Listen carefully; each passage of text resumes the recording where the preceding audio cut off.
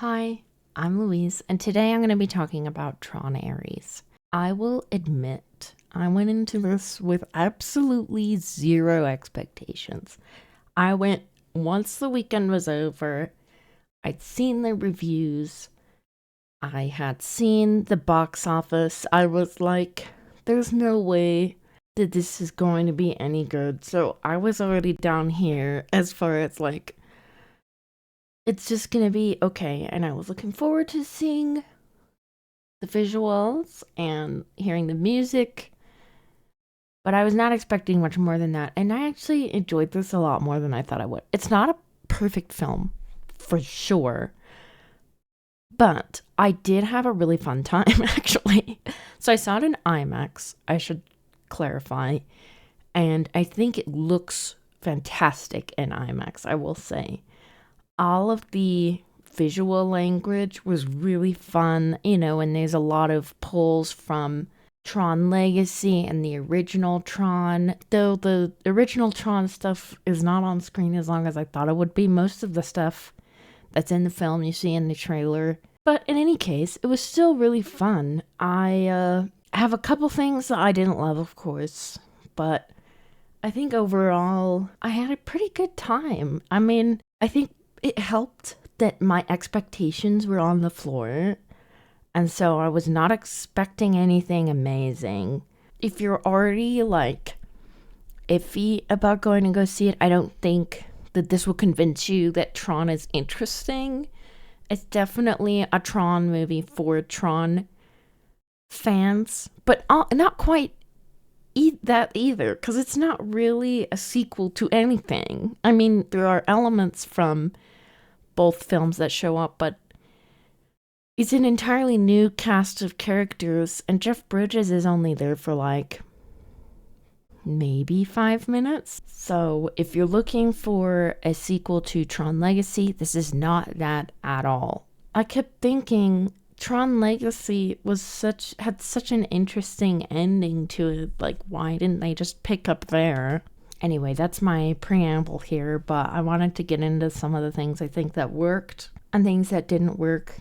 I just wanted to talk about this because I think it's an interesting point for Disney and just legacy sequels in general, and I wanted to talk about it. So, firstly, I kind of want to talk about the things that I thought worked here. I really enjoyed, like I was expecting, the way the film looks. I think that it was shot, I don't know, in a fun way, especially the stuff where they were not bound by real life. I also thought it was interesting. They kept attaching cameras to like vehicles. Like there was this whole chase sequence on motorcycles slash what are they called? The light cycles in real life, which was very cool. I think that was a fun sequence.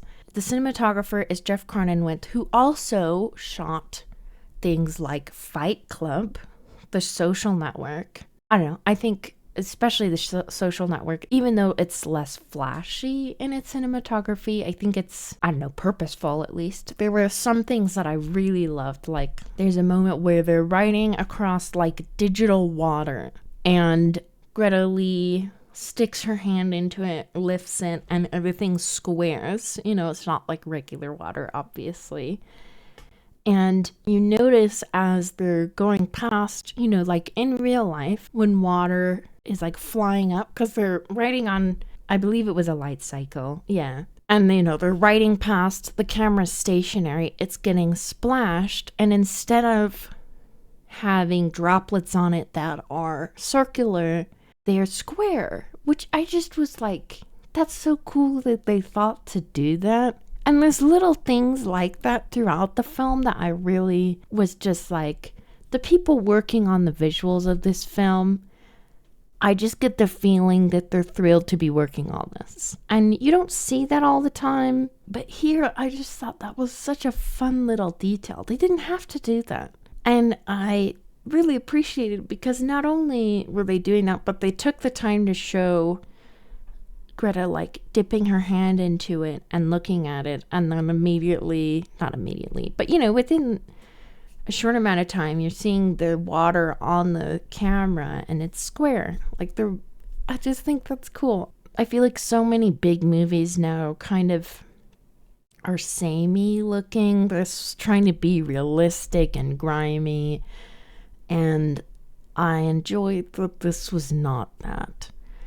I do wish we spent more time in the digital realm because I think that's the most interesting thing. And obviously, that was not the point of this story because it's like bringing the digital to real life. So I can see why that, story wise, that didn't end up happening. But I'm glad we at least got to visit it a little bit.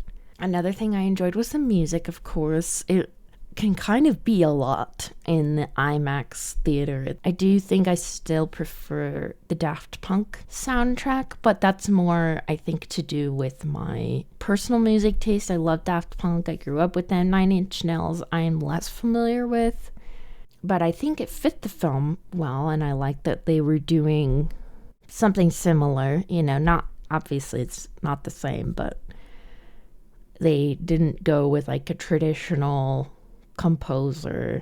Though to be fair, 9 Inch Nails has done film composing. They were the ones that didn't go by 9 Inch Nails. They go by, I think, their actual names when they're doing music. But anyway, and they did the music for Challengers, which I think is some of the best music coming from a film in a long, long time. And obviously, I was not expecting this to be that because this is a very different movie. But I think that is very impressive music. I really love. Anyway, I love Challengers. This is not that. Disney would not make that. Anyway. But yeah, if you like 9 Inch Nails, I'm sure that this will be fun to listen to in a big theater if you want, or just at home. I think it's also fun. Hi, this is Editing Louise here. I realize I talk about story spoilers through this section, and I didn't mention that in the video. So here's your warning. Skip to here if you don't want to see any spoilers, or hear any spoilers, I guess.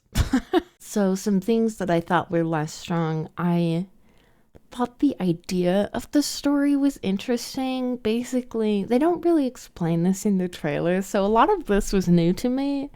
Basically, the idea is they're trying to bring people from the computer into the real world for longer than, I think it was like 30 minutes was the max about. And they're looking for this code.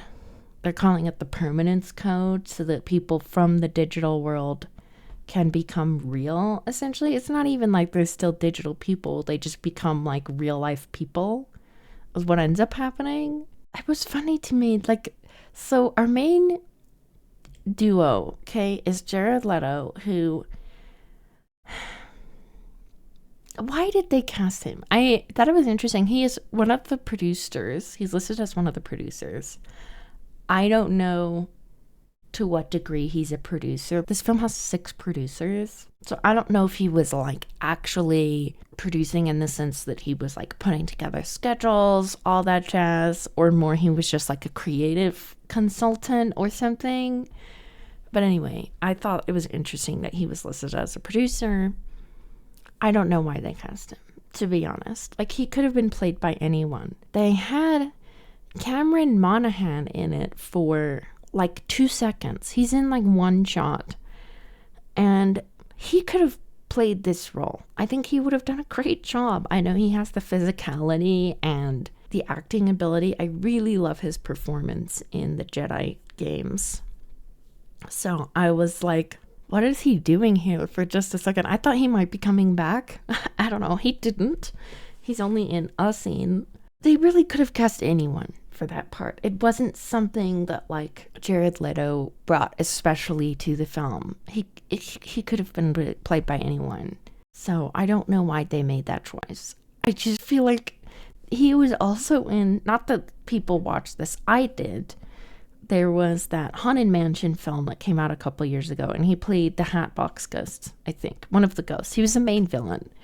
And I was like, he is so, does not look like Jared Leto because he's been so digitally altered. And he has some kind of voice affectation on his voice. Again, could have been played by anyone. So anyway, I don't know what hold Jared Leto has on Disney, but they need to just let him go.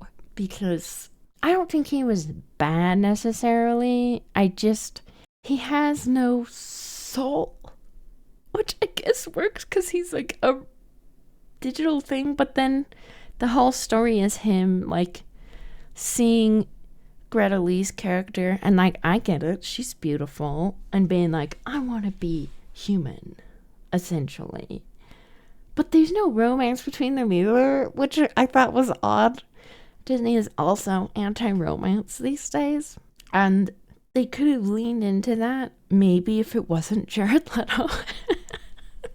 I feel like the story was trying to be a few different things in one, and I think if they had picked the story I was the most interested in, which was the relationship between the program and the human, it would have been more interesting. I also think making your other main character a CEO is very funny. So Greta Lee plays, what's her name? Eve, which is also funny. And she is a CEO of NCOM, who is looking for the permanence code, as is Evan Peters, who's like a rival CEO. She actually finds it, and he's like hunting her the whole film. So that's basically the plot on a base level. I think having her be a CEO is very funny, because in terms of like her ability to get things done, she's mostly by herself. So like her being a CEO, in my opinion, doesn't really matter. I just think it's funny that they made the main character a nice CEO that wants to help people and use AI to help people.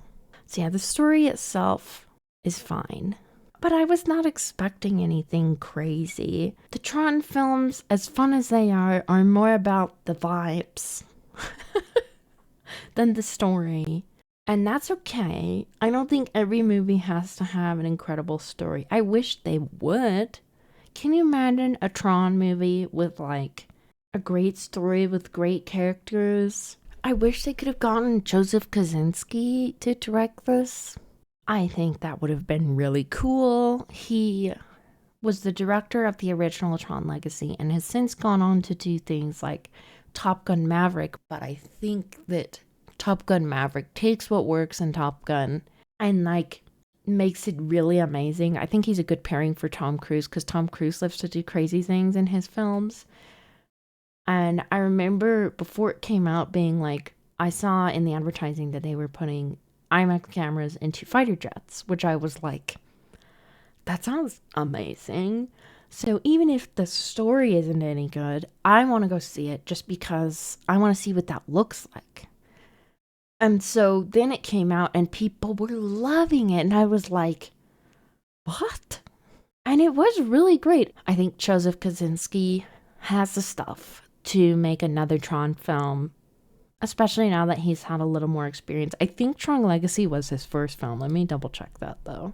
Yeah, Tron Legacy was his first film. That's crazy. I think he's gotten better. I loved Top Gun Maverick. I really liked F1 a lot too. It's not as good as Top Gun, but I think that's fine. Anyway, if I were asked to try and fix Tron Ares, here's the things I would do. I would keep the visual style. I think that's cool. In the advertising, I would not include all the big moments in the trailer. I wish they had not used the recognizer at all in the advertising. Can you imagine how cool? Because that's like the third act big thing, is Athena, who I loved. I loved her. She's just trying to do her job. She's another program that basically takes over for Jared Leto's character once he leaves and kind of joins Greta Lee's team, more or less. And I really liked her. It's like, she's just trying to do her job. The women in this film really carry it, honestly. I liked Greta Lee too. She was really fun. I would not cast Jared Leto in the main role. I would also not include Jeff Bridges either. Make that a surprise. That would be so fun if that were a surprise. They really left no surprises in the film. I would have tied it more to Tron Legacy, because even Tron Legacy feels more like a direct sequel to the original Tron than this does. So, I mean, if we had maybe another movie between these two to like bridge them together, that would make sense. And this is a major spoiler, okay? Jump to here if you don't want end of story spoilers. The end of the film ends with Jared Leto going on a search for Sam and Cora. So they exist in this story but you don't see them, and they're only mentioned. Well, Sam is kind of mentioned earlier, but Korra is not mentioned until the very end. And then he just like motorcycles off into the sunset to go and find them. I don't know. I wish they would have been brave enough to just include them instead of trying to set up a sequel that we know now will never happen. I am curious to see what happens now that this movie is officially a flop. I really don't think they're going to make their money back. The reviews are too bad. It's going to be another decade or two before we see any Tron anything, if at all, honestly, which is sad. I think Tron is an interesting world to explore, but it's just, I don't know what the deal is. I am appreciative, though, of the fun new music, and I did enjoy the visuals, so I am curious to see if this gets the same, like, because when Tron Legacy came out, the critics did not like it either, but it seems to have become more appreciated as time has gone on. Those are my thoughts on Tron Ares. Do I recommend going to go see this? I think the trailer basically tells you exactly what the film will be like, so if the trailer does not interest you, then don't bother. I think sometimes trailers are a little bit misleading and don't give you a good sense of like what the movie is, but I think the advertising is telling you exactly what to expect here. So if it interests you, go see it. If not, don't worry about it.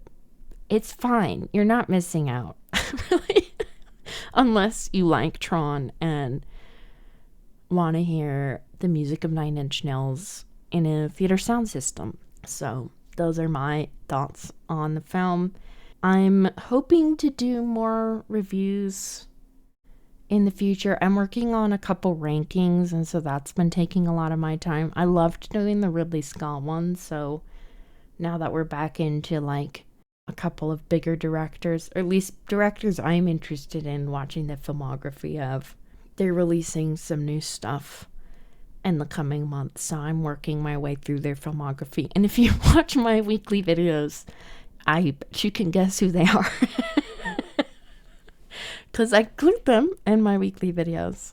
So that's been really fun. I've really been enjoying making the weekly shorts about what I'm watching and reading and playing, because I feel like I don't always want to make a longer video like this about the stuff I'm interacting with, but I still want to talk about it because I'm trying to be more intentional about the things I'm watching and engaging with. And part of that, I think it helps when, for me anyway, I write about it and engage with it, not just as I'm watching it. And like, it's fun to think about it and be like, why did I like this? Why didn't I like this?